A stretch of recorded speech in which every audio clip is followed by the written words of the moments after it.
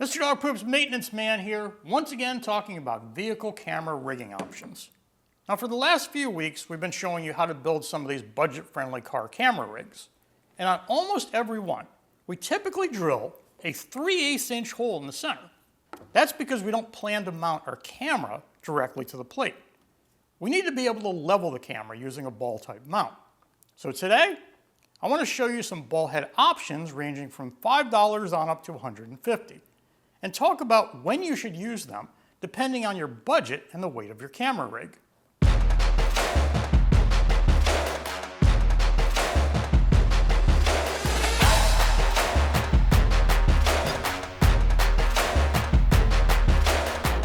So the cheapest option is this little ball head that you see on GoPros and small cameras. Maybe it holds a flash or something on a cold shoe.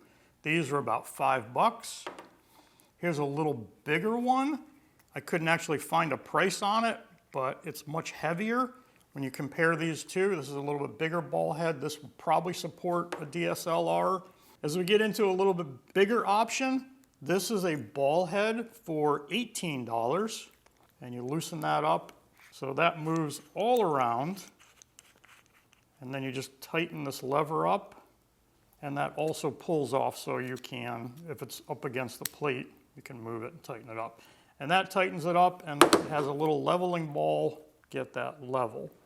Here's a little different option. This one was about $30 on Amazon. So if you don't want to deal with a lever like that, this is kind of nice because you can just slide it back and forth.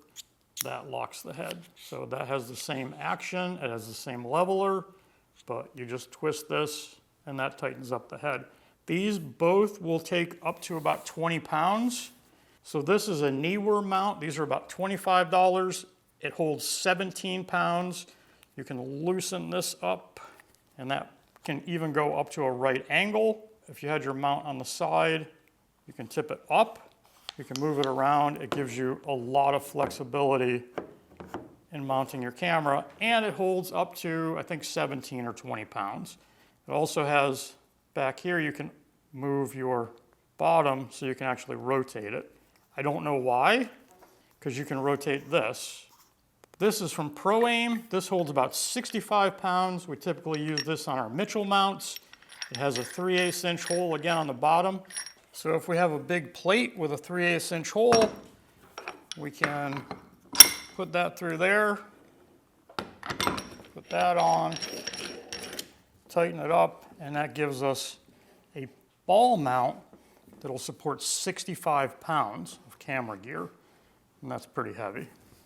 It also fits in a Mitchell mount, so if we have a Mitchell mount, this fits in the Mitchell mount.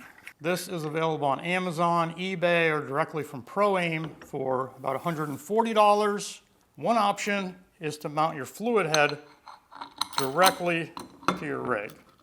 It's usually a 3/8 inch hole in the bottom that gives you the ability to rotate it or pan and tilt. Problem is, it doesn't give you the ability to level. So you typically want to use a bowl mount.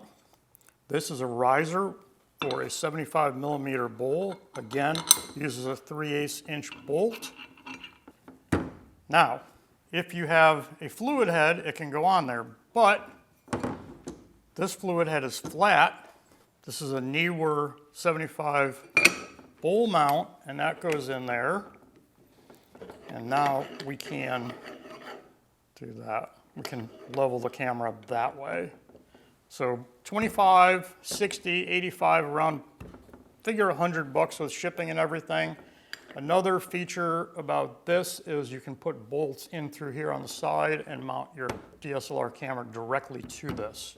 Or you can mount your fluid head to it, and then that gives you the ability, just like on a tripod, to level it for your shot. So with this configuration, our camera's way up here. And if this is sitting on the hood of the car and we have other things holding it up, we may be shooting right over the top of what we want to shoot. In that case, something like this is useful. Put this right down on the plate, then this releases it. We can put our camera right on there, and now instead of our camera being up here, Now it's down here. And this will hold around 20 pounds. Tighten that up. And that's a nice little mount.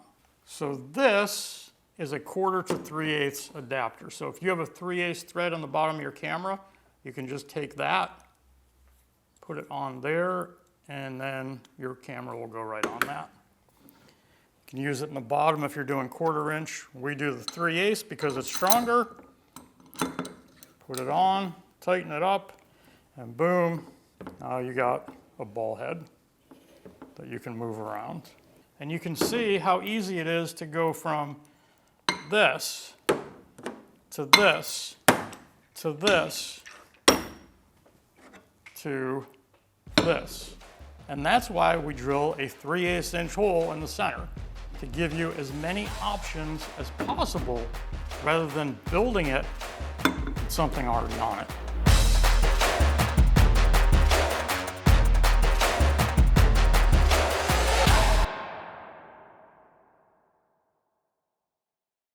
Mr. Dog Poop's maintenance man here. We've been doing videos about all these options you have for mounting vehicle blah blah blah. I really should have wrote something.